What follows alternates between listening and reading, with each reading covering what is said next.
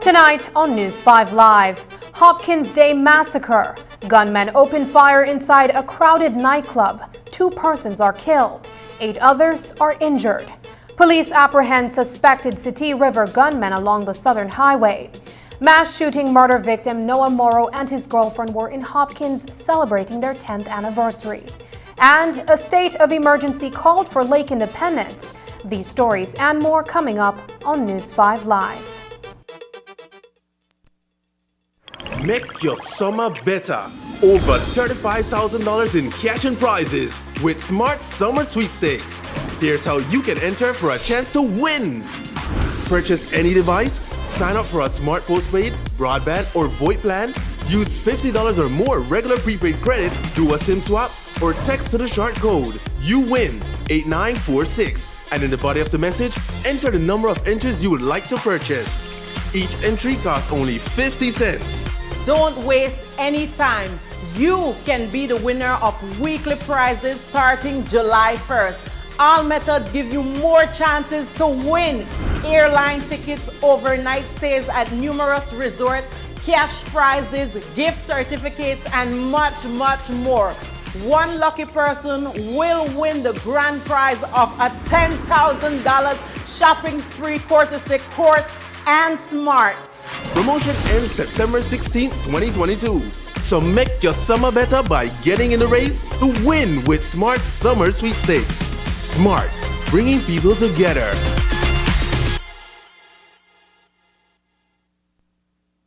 I'm on my way to Benny's, where I can get what I need and save some money.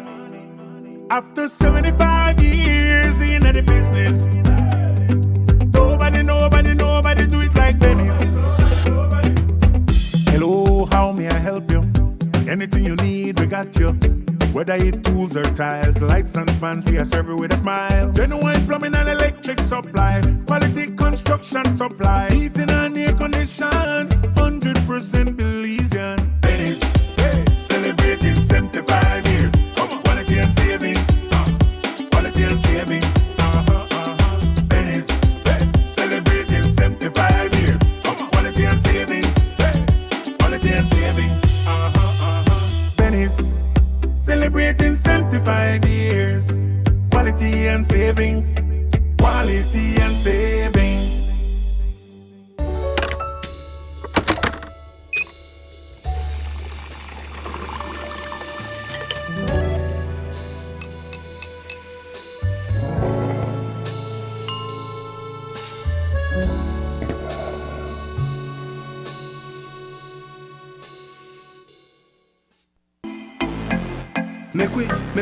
Make we one house at a time, make we count for the 2022 census. One house at a time, make we count, work towards the future, everybody count.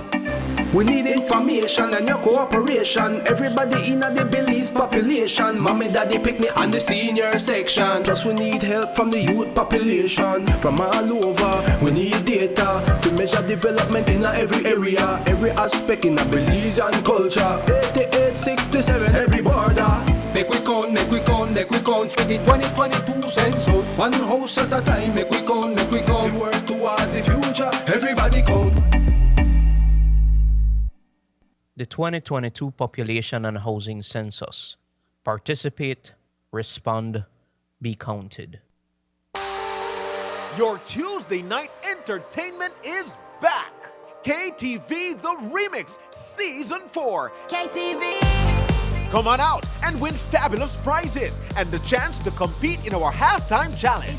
Tickets are available at Channel 5 on Coney Drive at $3 for children and $5 for adults. Mask will be required. Or you can watch it live on Channel 5 or streaming on Facebook. The show starts at 8 p.m. at the Bliss Center for the Performing Arts. KTV The Remix Season 4. It's hot, it's live, and it's only on 5.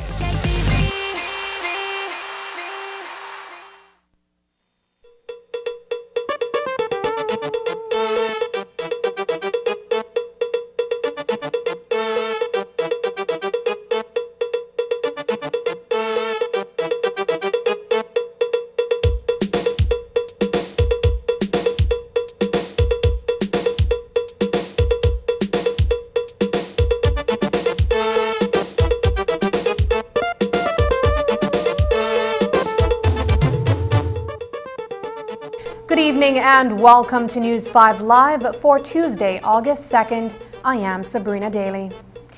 What began as a cheerful observance of Hopkins Day ended in bloody mayhem, as bodies were strewn across the dance floor inside a nightclub and injured patrons were being carried out to waiting vehicles. It was a horrific scene similar to mass shooting events we've observed in other countries, including the United States. The only other time such an incident has occurred in Belize was in 2008, when gunmen rained terror inside Putt Putt Bar and Grill, leaving behind a trail of casualties in their wake. On Sunday morning, Wabinaha Nightclub in Hopkins came under siege when 3 gunmen let loose a deadly spray of bullets inside a crowded dance. 10 persons, including 3 police officers and a 15-year-old minor, were injured. When the smoke cleared, 2 men lay dead on the dance floor. News 5's Isani Kayatano has been following the tragedy and has our first story. The carnage that brought to a bloody end a festive Hopkins Day celebration is the second mass shooting event to be recorded in Belize. On Sunday morning, Wabinaha Nightclub was alive with music and dance when a trio of gunmen entered the establishment. What happened next was unthinkable. When I step inside, I see this guy put his hand in here and start to fire shots. Next door, I close to him. I don't even know him. I don't know him, but it's a red-skinned guy. That description matches 28-year-old Brian Andrews, one of 3 shooters who stormed the premises and unleashed hell on its patrons. Police Commissioner Chester Williams.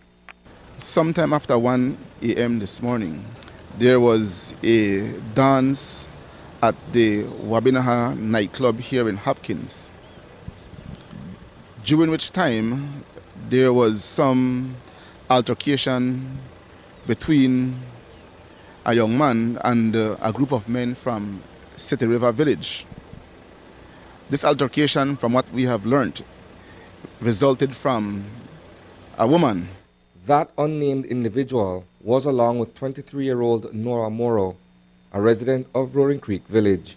Apparently, there was a woman with the now deceased Morrow, and the young men from City River Village were courting the woman, and the guy Morrow went to inquire from them what the issues were. That turned out into an altercation between them, after which the gunmen left and briefly came back to the nightclub. Francis Nunez, whose brother is the proprietor of Wabinaha, continues his account of what transpired.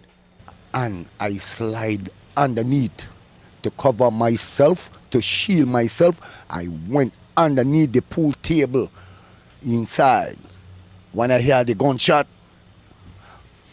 I say, oh my God, I get shot. And I underneath the pool table, and I feel myself like that. I feel myself. I say, oh my God, why?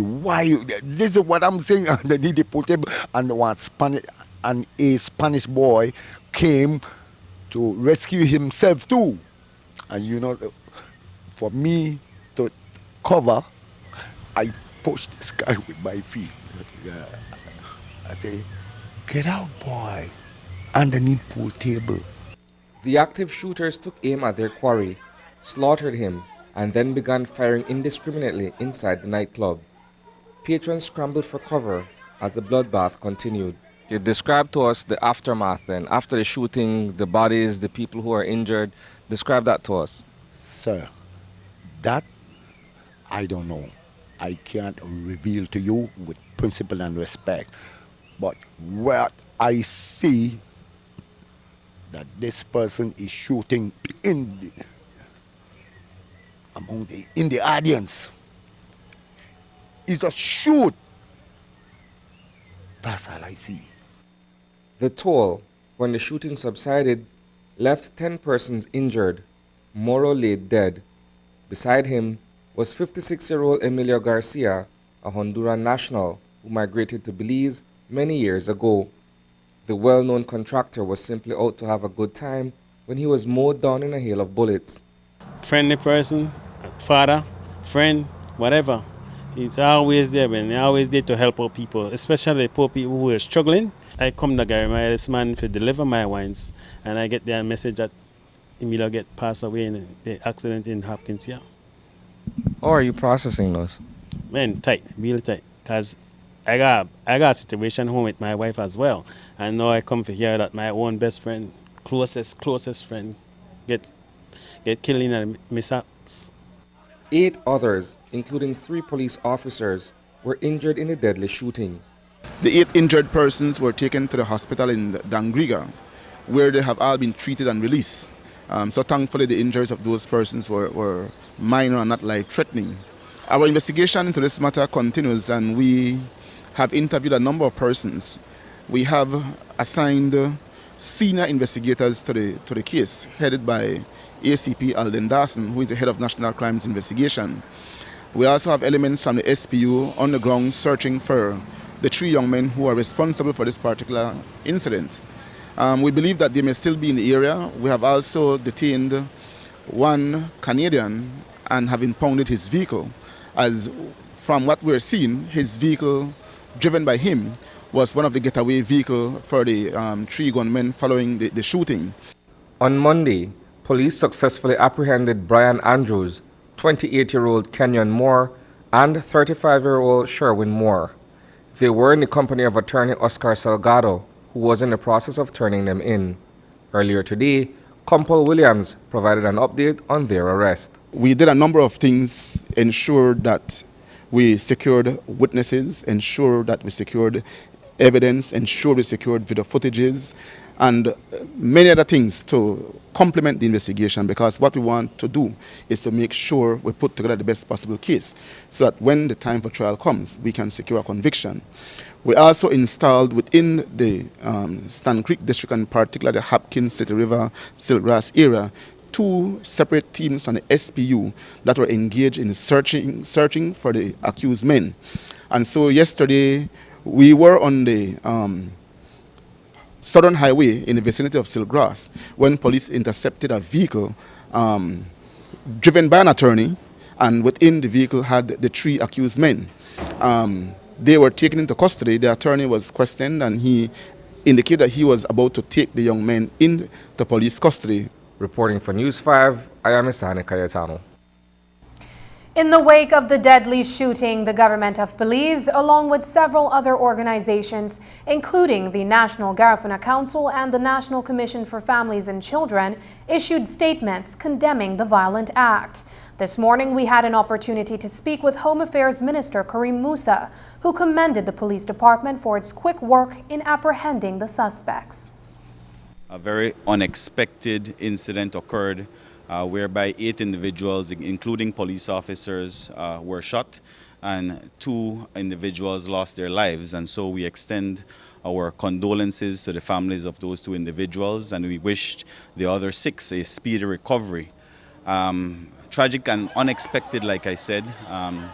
something that the police could not have foreseen.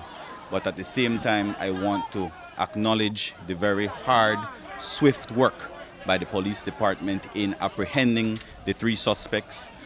From the information that I have received, we have very good evidence against these 3 individuals, so you can expect that charges will be laid and those individuals will be sent to prison to await their trial. So we expect, like I said, we have good evidence and we expect a conviction in this case.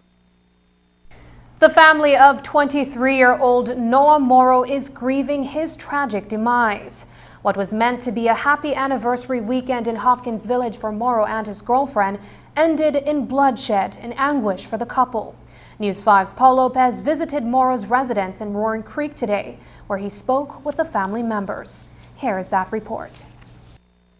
We had a close bond. Yes, he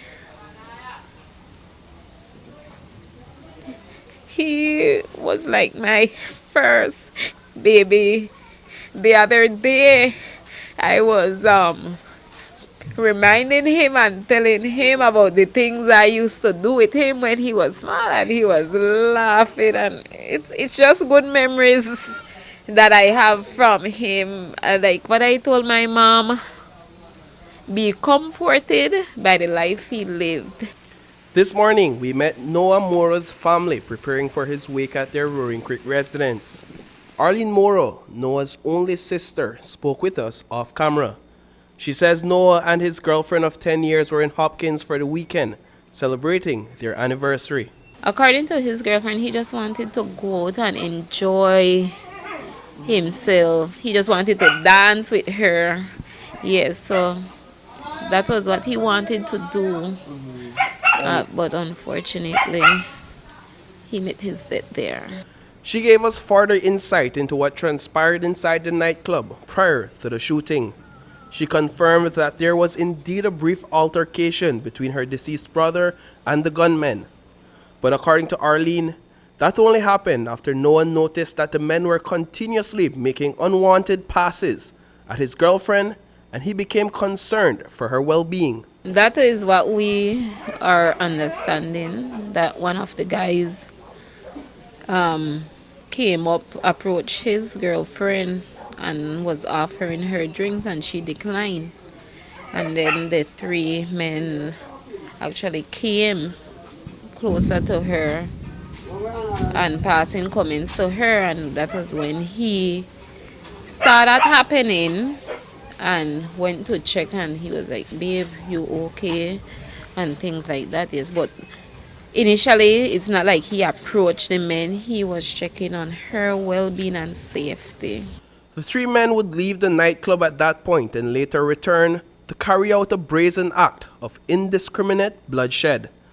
The girlfriend told the Morrow family that Noah used his body to shield her from the spray of bullets. She remained traumatized after witnessing the deadly mayhem. She is not in the best of state. She is still traumatized. She is still processing what happened. She is traumatized. She made comments like, Arls, I cannot do this. I cannot live without Noah. Noah. She said Noah was her whole world. Yes. So I like what I told her. She will always be my sister, and we will always be here for her no matter what. She mentioned that when the incident happened, like, there wasn't that help. The help was not there from the people in general. Rather, people pull out their phone and were videoing while she and my niece were trying to make sure that he was okay at the time. Noah's eldest sibling, Aldan Morrow, says the family is grateful that the alleged gunmen are now in police custody. As an older brother, he is in rue over not being inside the nightclub that morning to protect his little brother. We as the family, we would have won. I think we deserve one very good investigation in regards to this matter, you know, because it could have maybe worse, you know. We have to give the police the credit for where they move and apprehend them, you know, before anybody else get hurt, you know.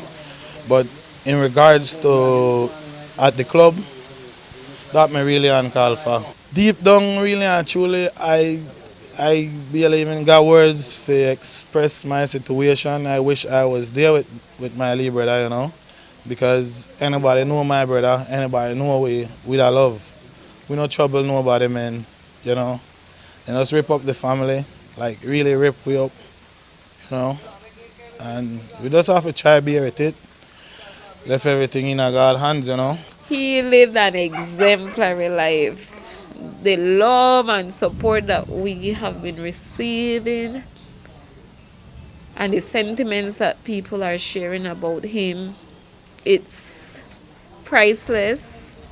It's all good, only good things. Yes, so I am very satisfied with the life he lived. Reporting for News 5, I am Paul Lopez. Tonight, the proprietor of the nightclub where the tragic mass shooting took place over the weekend is under intense fire. He is being investigated for a number of violations that may have amplified the extreme attack on his guests. Bernard Nunez is the owner of Wabinaha nightclub, and Saturday night, he was operating his business illegally. That's according to the Commissioner of Police, who says that Nunez failed to ensure the safety of his patrons when he did not hire police security and lock the back door of his premises, preventing patrons from evacuating the location. Here again is Isani Cayetano. The deadly shooting inside Wabinaha nightclub on Sunday morning has raised serious concerns about the safety of patrons at these kinds of establishments. At the time of the attack, the back door of the building was locked, preventing anyone inside from being able to escape the onslaught. There are compliance issues. I can tell you now that we are looking at something to be done to the owners, because when the shooting took place last night, the rules when you get a liquor license is that you must have a separate exit from the entrance.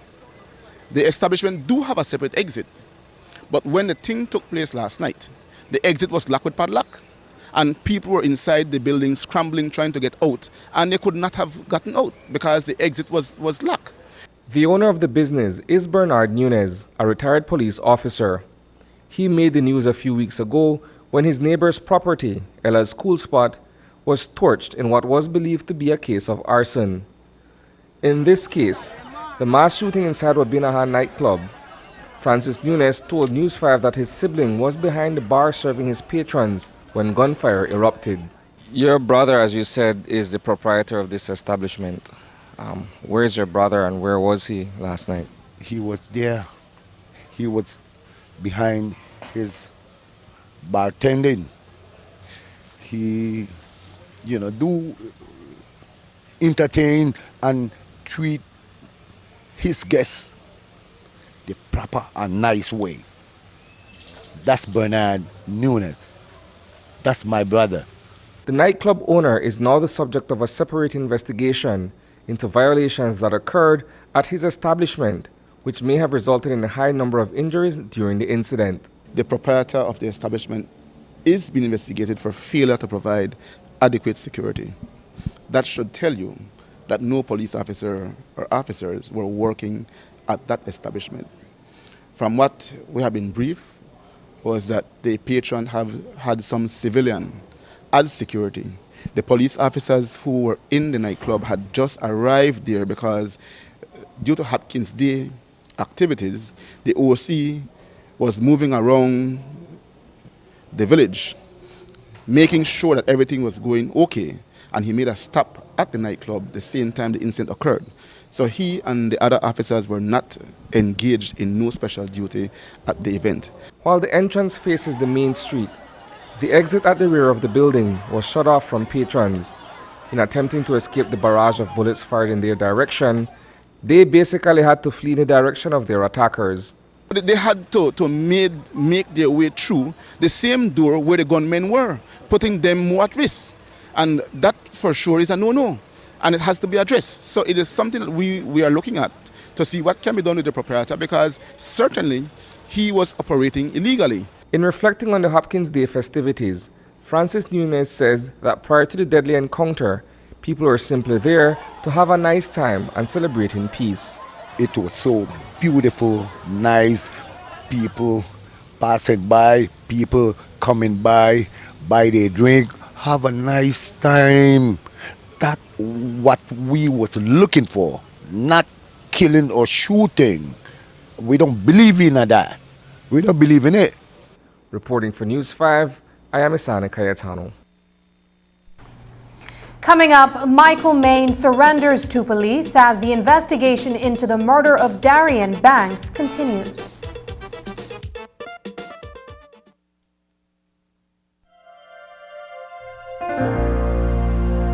Hello, friends. This is Dr. Bob Roberts with another 60-second sermon from God's Word. The Bible says, "Then I went down to the potter's house, and behold, he wrought a work on the wheels. And the vessel that he made of clay was marred in the hand of the potter. So he made it again into another vessel, as it seemed good to the potter to make. O house of Israel, can I not do with you as I did this potter, saith the Lord?" A visitor once made a visit to a sculptor's studio, and as he was walking through the studio, he happened to see some blocks of marble laying off in a corner by themselves, and out of these castaways he saw a man's hand emerging from one of the blocks, a head with a face unfinished out of another, and other pieces of unfinished work. Being intrigued, he asked the artist why the pieces were unfinished and abandoned. The artist replied, "All those pieces showed great promise on the outside and on the surface, but as I chiseled deeper, flaws and defects in the marble that were not visible on the surface showed up, and they had to be abandoned." The good news is that God specializes in castaways. He can take a life or a nation that once appeared to be destined for greatness but was ruined by sin and cast away as useless and make something new of beauty and purpose out of it. If a potter can take a piece of marred clay and make it again, God says to nations and to individuals, as he said to Israel, "Can I not do with you as this potter?" So why not give God a chance in your life? Today's 60-second sermon has been presented by Christian Foundations of Faith in cooperation with the Baptist churches in your area. In 2012, Belize established a national sustainable energy strategy, which includes the improvement of energy efficiency and conservation in Belize, among other objectives. With responsibility for energy, the Ministry of Public Utilities, Energy, Logistics, and E-Governance is supporting the Belize Bureau of Standards to implement the CARICOM Energy Efficiency Labeling Scheme as a measure to provide consumers with pertinent information, ensure environmental quality, and address climate change. At the outset, importers and suppliers can register their approved energy-efficient appliances specific to refrigerators, air conditioners, CFL, and LED light bulbs with a BBS for label consignments.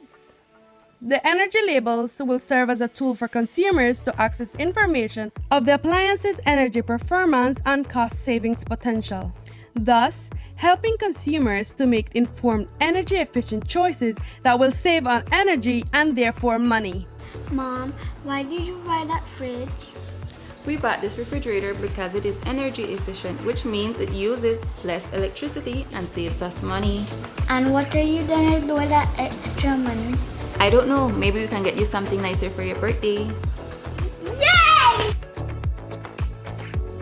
And that is how the very hungry caterpillar got his energy efficient home. For more information, please contact Belize Bureau of Standards via hotline telephone number 0800-283-5587. Email us at bbs@btl.net or visit our website at www.bbs.gov.bz. This message is brought to you by the Belize Bureau of Standards, supported by the Belize Energy Unit and funded by the European Union. Let's talk energy. Did you know that saving energy can affect the overall cost of electricity? Practicing energy conservation helps BEL to use mostly low-cost options for sourcing and delivering energy to consumers. We take proactive measures to stabilize the cost of power by monitoring and purchasing the most affordable energy available at any given time. The more energy we save, the more we can meet energy demands using the lowest cost option. Belize Electricity Limited, providing safe, reliable, and sustainable energy solutions.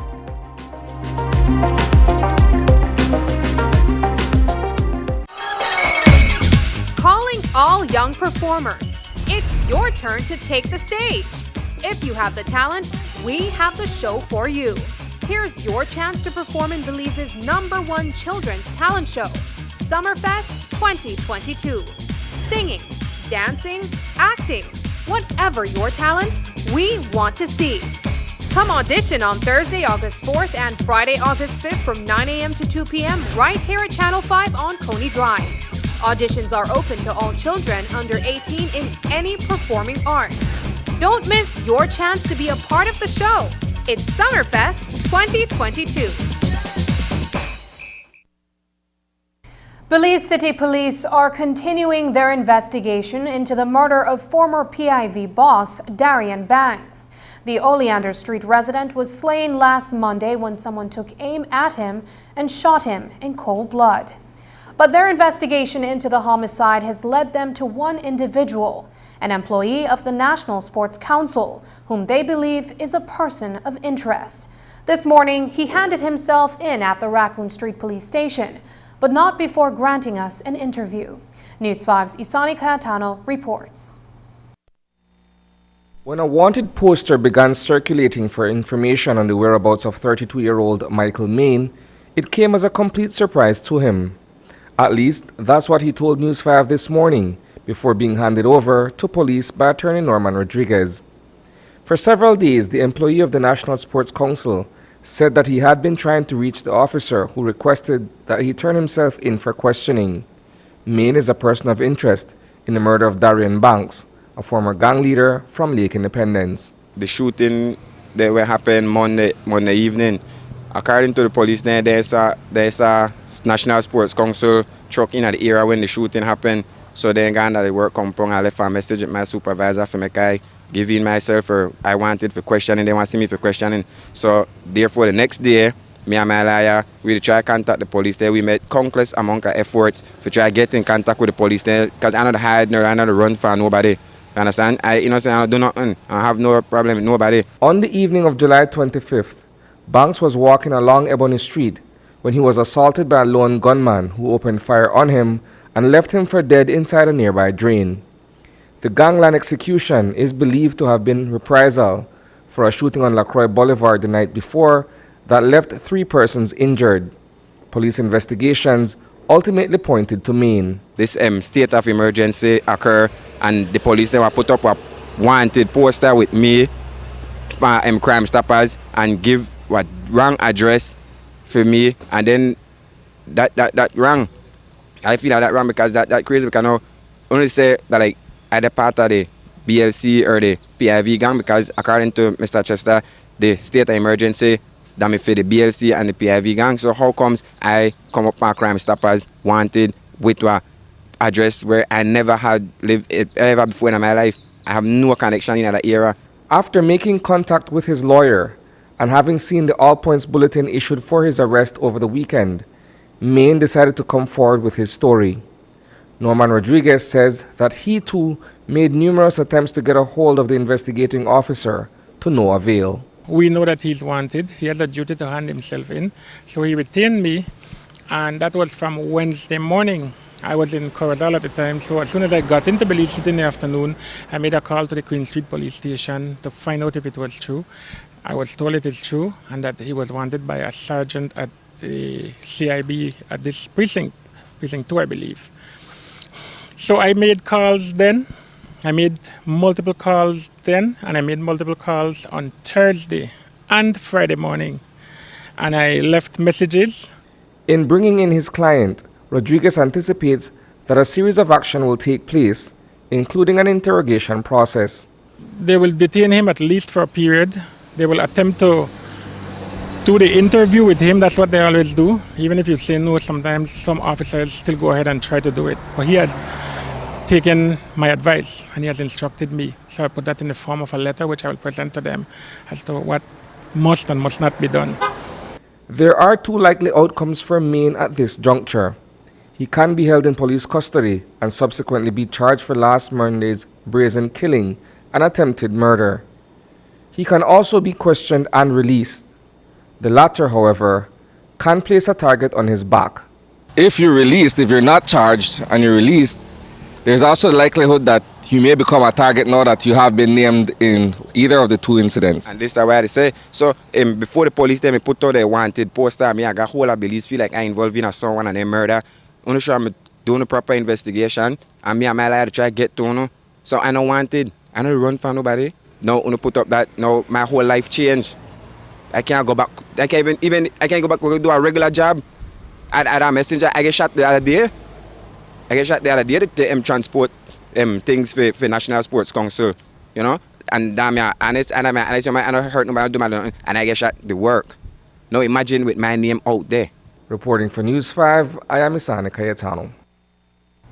31 young men described by police as active gang members in the Lake Independence area have been locked away at the Belize Central Prison for the next 30 days. Those individuals belong to the PIV and Bacalan gangs, rival groups that have been embroiled in a bitter feud for several years. Tension between both gangs led to a spate of shootings, including the death of Darian Banks. On Saturday morning, in the wake of the execution of Alric Smith, another known street figure, a state of emergency was hastily called into effect for that community. Commissioner of Police Chester Williams and Minister of Home Affairs Karim Musa discussed the recent SOE. Mr. Smith had just exited Love FM studio when he was ambushed by two men in a silver Equinox. He was shot fatally and the persons managed to escape in the said vehicle. Since then, we have been doing a lot to establish the identity of those persons who were in that particular vehicle. But at this time, we have suspects. I'm not going to reveal their names as yet because there's a lot more that we need to do to be able to ascertain or to obtain the evidence that would be needed to make an arrest. But yes, in the wake of that, we did declare a state of emergency for the St. Martin's Forest area yesterday. And a number of the gang elements from PIV and Bacalan have been detained and are in police custody, and they will be processed as we normally do with other previous state of emergencies declared in Belize City. Last week, there was a shooting of a young man by the name of Tevin Cacho. Thereafter, he did not lose his life, and thereafter we had two other shootings. We had Mr. Darren Banks, who lost his life, and Mr. Alric Smith. And I'm not saying that those are related to a gang feud per se, but it does in fact arise out of the same community. The community is very tense, very volatile and on edge at the moment. And like I always say, a state of emergency is not in any way a solution to crime, but it is a pause button to stop the surge, because the intelligence that we were gathering leading up to after the murder of Mr. Smith is that tensions were very high and retaliations could be expected. And so we thought it necessary to impose the state of emergency, a very limited state of emergency. As I have been informed, I think 31 individuals have been picked up. It could have been a very bloody weekend in the St. Martin's area, and we thought it very necessary to cool down the tensions and impose that state of emergency. A suspected drug plane, one of two aircrafts originating from South America on Saturday, touched down in a remote area of southern Belize on Sunday morning. The double-engine plane landed on an illegal runway approximately 6 miles away from Creek Sarco village. Its cargo was discharged and then the aircraft was set on fire. By the time joint BDF and police personnel arrived at the location, they were only able to discover the burnt vestiges of the aircraft. Saturday night, the police were monitoring two trucks in our airspace. And I see where people on social media were saying, why do they have to take the police from Hopkins to go and respond to plane? No, when we do have these events, like we have Hopkins Day, we had the music fest in San Pedro. Anytime we have major events, you'll find that we'll deploy our quick response team and our specialized units to assist in policing those events. And so the quick response team from Dangriga was in charge of policing or patrolling Hopkins due to Hopkins Day event. When we had the information of the night plane in our of the airplane in our airspace, the police officers, the quick response team that was in Hopkins had to leave Hopkins to respond to the plane, and that left Hopkins open with no patrol because they were the ones who were patrolling. The team subsequently, along with the BDF team, conducted searches in the southern part of the country as information was that one of the planes faded in the Dolores area. So they went into the area to conduct searches, and the burnt remains of the plane was found. Search was conducted of the area up to yesterday, and so far we have not been able to locate anybody, nor the cargo we believe that came in the plane. Minister of Home Affairs and New Growth Industries, Karim Musa, also responded to questions on the now stalled Cannabis and Industrial Hemp Control and Licensing Bill 2022. As we reported, the bill has been shelved after going through all its stages in Parliament. The decision in part came as a result of concerns from the banking sector. Today, reporters asked Musa about what has been perceived to be reluctance on his part to admit that banking sector concerns would present a roadblock to the bill at this juncture of the process. Here is how he responded. Cannabis legalization, Daniel, is taking place all across the Caribbean. Like the rest of the Caribbean, Belize always has correspondent banking concerns, as you recall, with the offshore sector. And we had to make certain regulations and adjustments in order to comply with the European Union so that we were not blacklisted. So correspondent banking is a live issue at all times for Belize and for the Caribbean. But what I can tell you is countries like Jamaica, Antigua is moving towards it, Trinidad is about to pass their legislation, and St. Vincent. Those countries are moving towards the legalizing of cannabis. As I always say, it's a cash industry. So when you ask me about banking, banking does not necessarily come into the picture unless you're banking your cannabis dollars. So even in the Caribbean and the great United States, where it is a $92 billion industry, it is a cash industry. So individuals who are engaged in the cannabis sector do not go and deposit their funds within the banks. That does not happen even in America. And so, like I keep saying, that is the way we'd have to operate in Belize if we were to legalize cannabis. So that was always known. So it's not a matter of downplaying. I think that one of the major banks had raised an issue. One of the bigger banks in the country had raised an issue about correspondent banking, again, assuming that we would have been banking the cannabis dollars in our banking sector. But again, that's not the case. But according to Minister Musa, the government of Belize's primary reason for putting a pause on the cannabis legislation is the $5 million price tag attached to the execution of a cannabis referendum. In the meantime, he says solutions to banking concerns will be explored. While it is correspondent banking will always be an issue in Belize and the rest of the Caribbean, the real point is that it's a costly referendum. And so it's $5 million it would have cost for us to do this referendum. And to me, that is the real reason.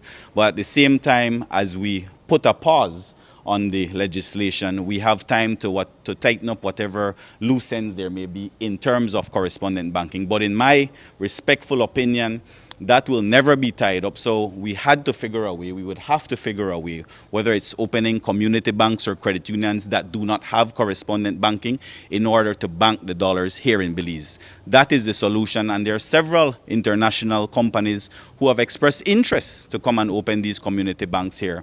So there are solutions to that, but like I said, the primary concern at this time is the cost of the referendum. Allow me a follow-up. In speaking with you on July 4th, you had mentioned that the ICJ referendum capped out at about $3 million, and you wouldn't want to have exceeded that. Why $5 million for the cannabis referendum? So I thought, and that was the information I was provided then, that it was $3 million. Further checks with the Ministry of Finance have actually revealed that the total cost of the ICGA referendum under the last administration was well in excess of $10 million. And so the $3 million may have been on the day expenses, but leading up to, in terms of the education campaign and all of that, the billboards and the ads and all of that, it came up to in excess of $10 million. After the break, a soft launch for the Amnesty 2022 program. And Bishop Larry Nicasio is diagnosed with colon cancer.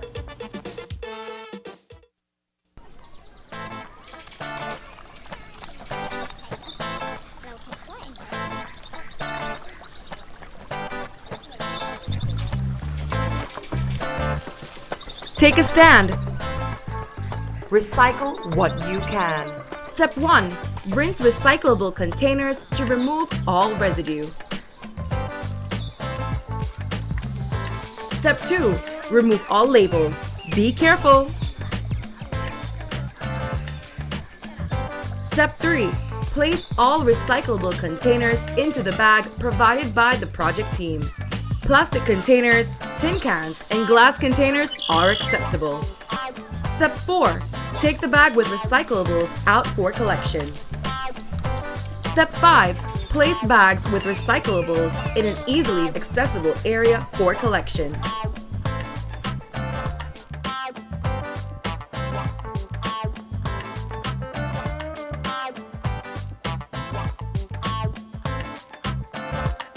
This initiative is being implemented in selected communities by the Belize Solid Waste Management Authority through the Inter-American Development Bank with funding from the Japan Quality Infrastructure Initiative under the Japan Special Fund.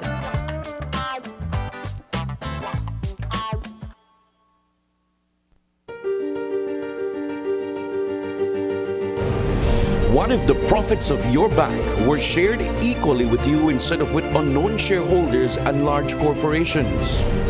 What if those profits remained in Belize to enrich the communities where we live? What if just having an account with your bank meant that you were now a part owner of that bank? What if your voice mattered and you had a say in how your bank is being run? What if your bank was always looking out for your best interests and its biggest goal was to see you succeed? That's what it means to be part of a credit union where all of our members are in this together. Communities work best when they work for each other. Cooperation strengthens us all. Discover the credit union difference and find out just how stronger we can be together. Medriva is the safest and most reliable taxi service 24/7 countrywide. Get to your destination on time. No more calling. Just pin your location or schedule your ride and a Medriva driver will be at your doorstep. Whether you're going to work or picking up a loved one, there are 3 categories to choose from: budget, economy, Island Lux. Try our services today and earn loyalty points on each ride to get cashback deals on your next ride, or sign up to be a Medriva driver. Just be sure to have your police record on hand. Transportation services at your fingertips. Download the app today. Medriva, opening doors to new opportunities. The BEL 24/7 app has a new look with tons of great features. You have the power at your fingertips to do much more with this powerful app. By using the recently added assistant feature, you can now request for new service. When an unplanned power outage is affecting your area, easily report it using the app, and our team will address promptly. Contacting us is easy. With just one click, you can instantly open a WhatsApp chat for your area and communicate with a customer service rep, or call us directly. The BEL 24/7 app has even more new features just for you. Check for the upgrade or download today. The Social Security Board, in collaboration with the Labor Department, takes this opportunity to remind insured persons of the requirements for compensation when on sick leave. Any employee who has worked with an employer for at least 2 months is entitled to 16 working days of sick leave with full pay every year. This is how it works. Upon approval of a sickness or injury benefit claim by SSB, 80% of the employee's weekly insurable earnings is paid as a Social Security benefit, and the difference in the employee's salary is paid by the employer. This is to ensure that the employee does not suffer any loss of wages when ill. After 16 days, compensation for sick leave is paid as a Social Security benefit only. Some conditions apply. This message is brought to you by the Social Security Board and the Labor Department. Social Security Board, safeguarding you, your family, your future. On Saturday, August 6th, football sparks will fly as the BDF squares off against the Belize Police Department in the first ever Security Services Cup. Isidoro Beaton Stadium will be rocking and comes alive with 3 games. The first game kicks off at 4:30 p.m., starting with the female police and Coast Guard officers taking on the female officers from the Belize Defense Force. Second game sees the over 40 veterans of the police department square up against the BDF veterans. And for the main event, the elites of both departments battle it out to become the first ever Security Cup champion. Pre-sold tickets are $7 and can be bought at the Ministry of Home Affairs office in Belmopan, Price Barracks in Ladyville, or pay $10 at the gate. Free dance follows immediately after with no fare DJs. This will be fireworks.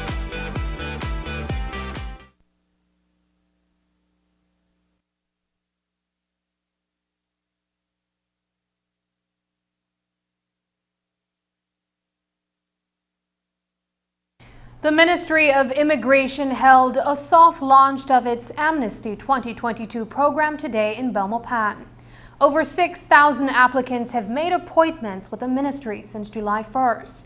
Today, the first group of applicants visited the immigration headquarters for their scheduled appointment, marking the official opening of Amnesty 2022. A brief ceremony was held this morning to mark the beginning of the program. We heard from Ramon Cervantes, the Minister of State in the Ministry of Foreign Affairs, Foreign Trade and Immigration, courtesy of the Government Press Office.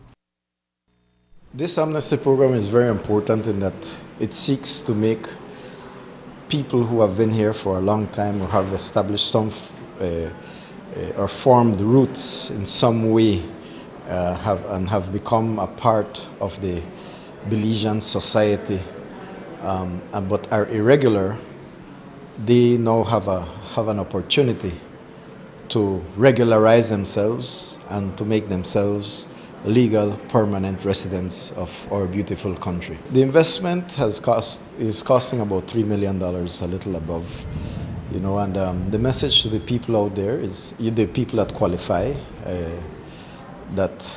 according to any one of those 8 criteria, to take advantage of this opportunity, because it's a once-in-a-lifetime opportunity to get themselves regularized and avoid problems in the future, and become an official part of both of our society and also our community. We also heard from Dr. Gilroy Middleton, the CEO in the Department of Immigration.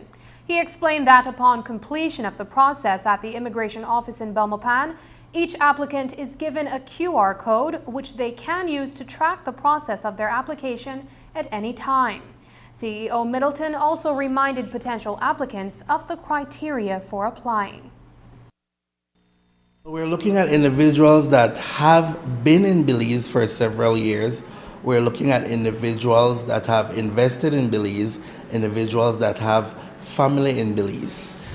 So the basic criteria, we have 8 criteria. We're looking at 1, individuals that have applied for refugee status, so asylum seekers. 2, individuals referred to us by the Human Services Department. 3, individuals that have been married to a Belizean more than a year. individuals that have been in a common law relationship, and by our laws we're looking at 5 years, so that would be the first 4. Fifth one would be looking at individuals in terms of having been employed in Belize, so the employer would provide proof that they're employed in Belize. The 6th one would be individuals that have been here having gone through our education system, elementary school, high school, university. Apart from that, we're looking at individuals that have been here for some 5 years already. Roman Catholic Bishop Lawrence Nicasio is tonight recovering at Regina Clary, a home for retired priests in the Archdiocese of St. Louis, Missouri, after he was diagnosed with cancer. A letter dated August 1st from Bishop Nicasio states that he was admitted at Mercy Hospital in St. Louis in early July and underwent surgery less than 2 weeks ago under the 21st. It was later discovered that the blockage that was removed from his colon was cancerous, and he must now begin further treatment. News 5 spoke with Father Noel Leslie. He was not feeling well, so he chose to go to the U.S. To go through some medical examinations, and that's when they found out there was a blockage in his colon. And that was eventually, he entered what we call Mercy Hospital in St. Louis. And the operation was carried out and there at that hospital. And they found out when they removed that blockage that it was cancerous. That's according to the report that we got. So because of that now, he will remain there for a little while longer so that he could undergo some further tests to make sure that whatever is there is removed, and whatever treatment he has to receive, he's going to receive that treatment. Father Noel Leslie is one of 3 senior priests who will be assisting with Bishop Nicasio's desk while he is away. Father Leslie says that the bishop is in good spirits and will be meeting with the clergy virtually. In his absence, myself and Father Che and Father Gonger were the more senior priests in the diocese right now. We're the ones who are going to carry on the running of the place, make sure that things go rightly until he returns. We cannot make any major decisions as such. We can still consult with him about that, but on the everyday affairs of the diocese, we can make some basic decisions. We do call upon the people of the diocese of the country to pray for him, to remember him that he will bounce back, recover quickly, and be able to return back to his duties here in the Diocese of Belize City and Belmopan. Have you guys been able to speak with him in terms of knowing whether he's in good spirits at this time? Well, from the messages we get, he sends us messages on the cell phone, and they are quite, I would say, looking forward to better things. He sounds a bit enthusiastic. In fact, hopefully tomorrow we are supposed to have a meeting and there's some clergy, and I know this on the agenda that he's supposed to speak to us virtually. So I think he's still relating somehow. He's staying at a very nice place at the retirement home for the clergy of the Archdiocese of St. Louis and that place. And I'm quite sure he mentioned about the services there is very good and that he was eating normally. So that sounds pretty good. And there are a couple of priests there that he knows, so he's not lonely.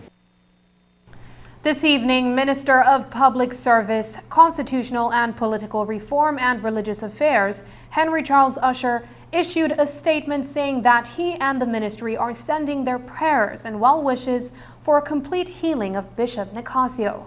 The release ends by asking the nation to join in lifting the bishop and all those affected by cancer in prayer. When we return, the Belize network of NGOs names new board of directors. Details when we return.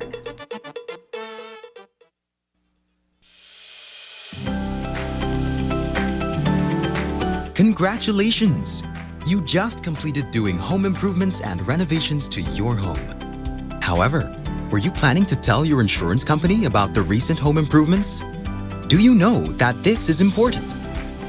Utmost good faith is an insurance principle that requires both you and the insurance company to act honestly and not mislead or withhold critical information from each other. In other words, an addition to your home, or if you have converted your home into a business, is something that you should inform your insurance company of. This is information that may affect your policy coverage and could impact future claims you make to your insurance company. For more information on utmost good faith and your coverage options, our friendly representatives will be happy to assist you. Call us at 223-5734 or visit our website at www.rfginsurancepolice.com to find an agent near you. Don't forget, it pays to get it right with RF&G Insurance, a Row Group company.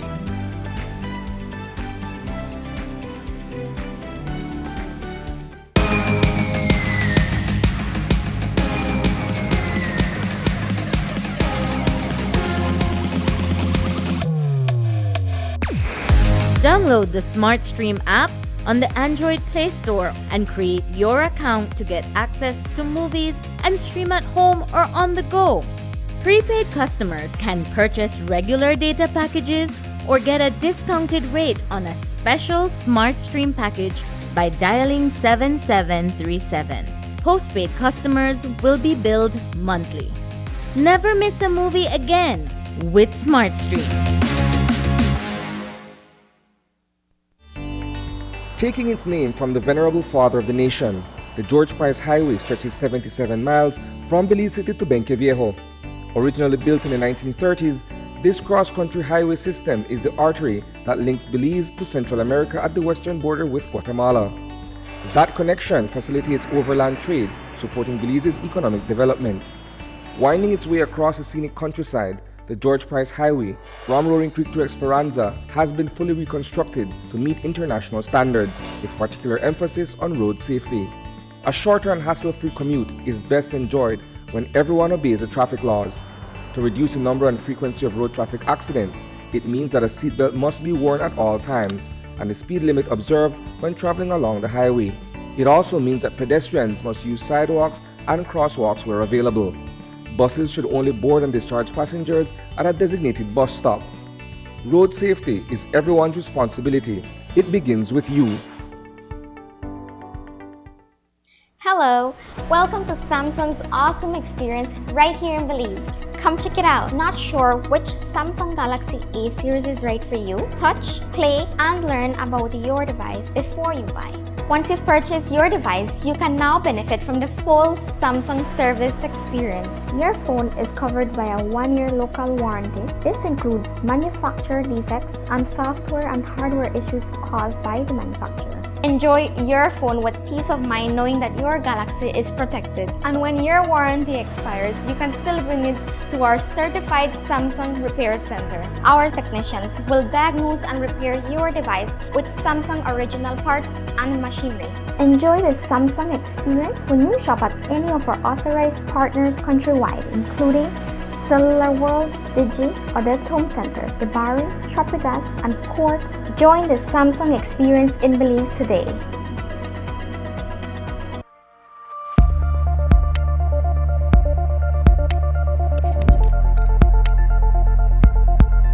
Compostable plastics. To understand what a compostable plastic is, we need to know that composting is a natural way to recycle decomposed organic material like oranges or banana peels. So, a compostable plastic is similar to the banana peel in the sense that it also undergoes biological decomposition in a compost site and doesn't leave any toxic residue. In fact, it breaks down into carbon dioxide, water, inorganic compounds, and biomass at a similar rate of compostable materials. This is great because once properly disposed of, compostable plastic food packaging would be broken down in a manner much kinder to the environment compared to plastics. The recycled materials would return to Earth quickly and safely as soil when disposed of in the right environmental conditions and temperatures. It's important to note that for decomposition to occur, all compostable products must reach a sanitary landfill where there is proper management of the waste through disposal and treatment. Click on the link below to see what you can do to help end the nightmare of single-use plastics. I'm Alison Castillo, and now you know.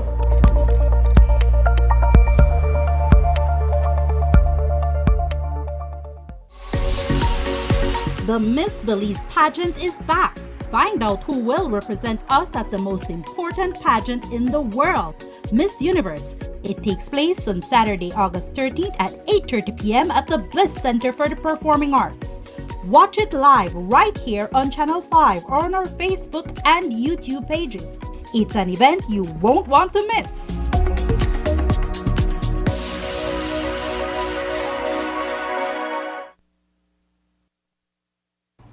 The Belize network of NGOs has named a new board of directors, 1 week after it was officially incorporated under the Companies Act. Dr. El McKay, Managing Director of the Belize Maya Forest Trust, has been named chairperson of the board. Sheena Zuniga, President of the National Garifuna Council, has been named Vice President of the board. Charisse Talbert, the co-founder and program manager for PETAL, is Secretary of the board, while Roberto Lopez, the National Scout Executive of the Scout Association of Belize, has been named Treasurer. Ivorine Bulwer, Executive Director of HelpAge Belize, has been named the Media Relations Officer, while Janelle Chanona, Vice President for Oceania Belize, remains the Belize network of NGOs Senator. A release from BNN says each member of the board was duly elected by BNN's membership. The new board of directors will serve from 2022 to 2024. The release says the board will render critical support to the NGO senator. The Ministry of Human Development, Families and Indigenous Peoples Affairs has announced the appointment of a new chairperson of the National Commission for Families and Children. That individual is Maria Elena Contreras. A release from the ministry says, quote, Contreras brings with her a wealth of experience and knowledge in public service to Belize. She served as a manager at the Social Security Board for many years and comes with the maturity and skills in management necessary to guide the Commission forward. Her commitment to the families and children of Belize is unwavering, and her energy to coordinate and lead the NCFC is solid, as proven by her record, unquote. The U.S. Embassy in Belize is partnering with the Ministry of Home Affairs and New Growth Industries to enhance Belize's national security and strengthen interagency crime data sharing through the Belize Crime Observatory.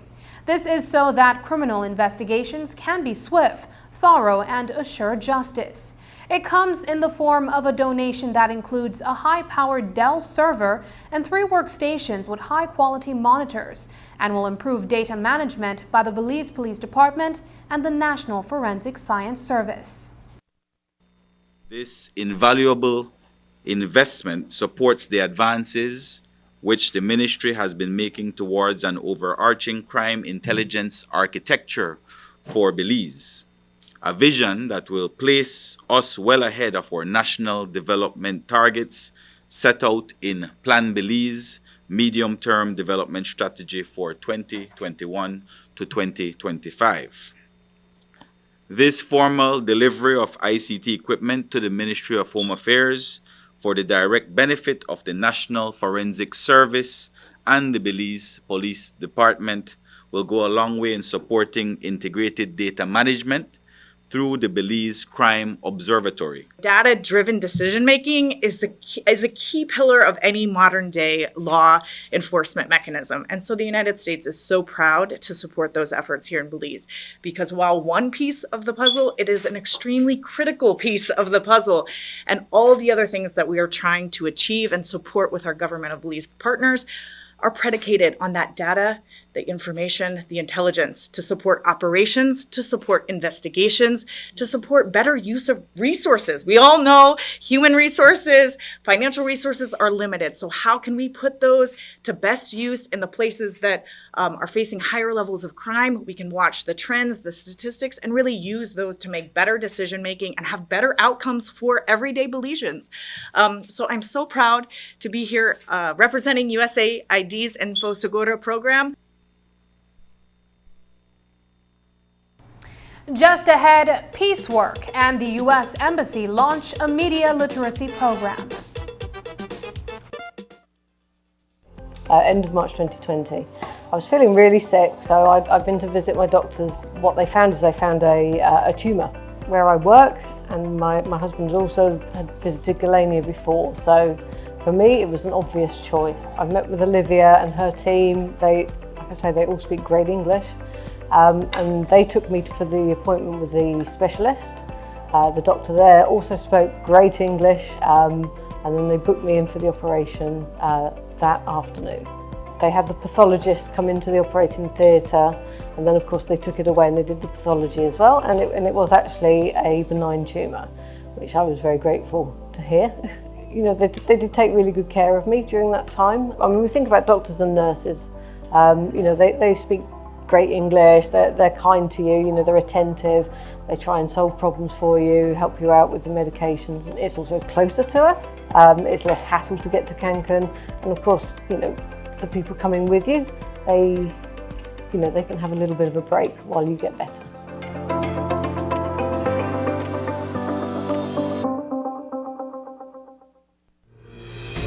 When all hope is lost and the days ahead look grim, we find ourselves looking for someone to shake things up, rescue us, and point us in the right direction. What if the one we've been waiting for has been here all along?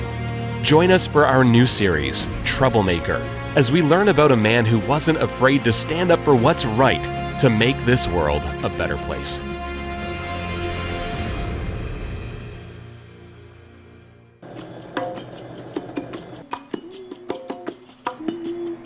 Keep still now. Ouch. I tell you no move. Wow.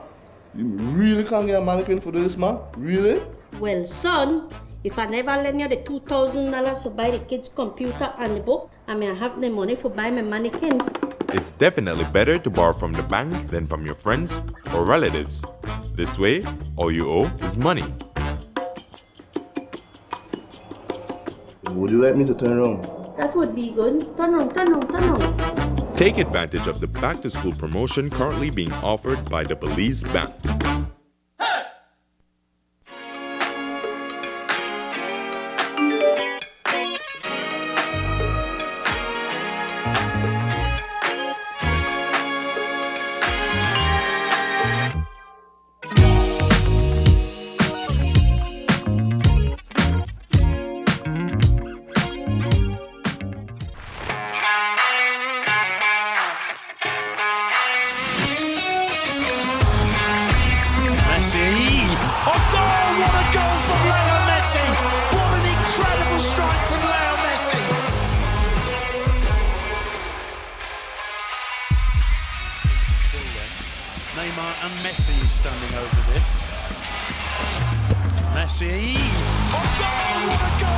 Great entertainment stays with you, and we bring you great entertainment. Next Gen, the ultimate digital experience.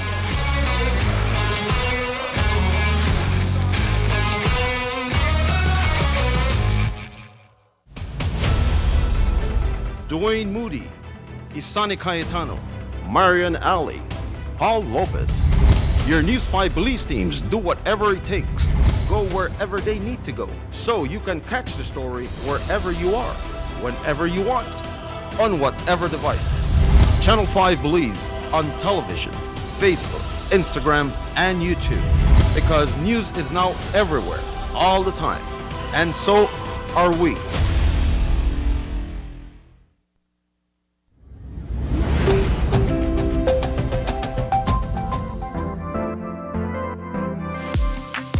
I'm always on the go, and the country is my home. So when I want to get away from it all, I immerse myself with my favorite movies, all from the new Smart Stream app. It's easy to use this service. Purchase your movies from the app and use your mobile data, Smart Stream data packages, or smart broadband to stream and enjoy. Be like me and stream on the go with Smart Stream.